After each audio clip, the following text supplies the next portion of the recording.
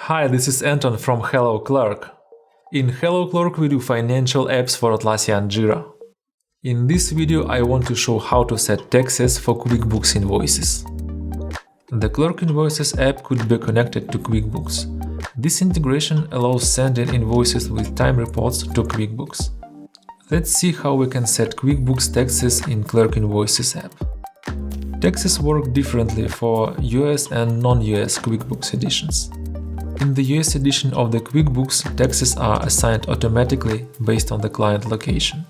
In this case, we can only enable or disable tax per invoice line. For this purpose, we need to add an empty tax in Clerk and use enable or disable tax option per line in Clerk. If for this line the tax is disabled, QuickBooks will not apply a tax for this line as well. For non-US edition of the QuickBooks, we can set tax individually for each invoice line. For this purpose, we need to put the tax name in square brackets at the end of the line description. In our case, we have these taxes in QuickBooks. Let's use them in our invoice in Clerk.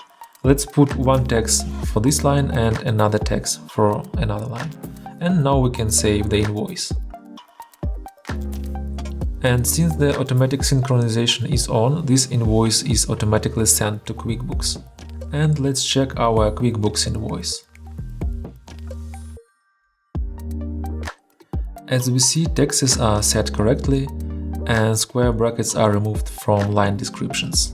One important thing to consider is that QuickBooks requires that we set correct tax for each invoice line.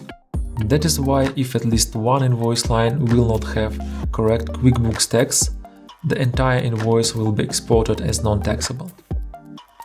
Thanks for watching this video. Let me know if you will have any questions. And try our apps for free in the Atlassian marketplace.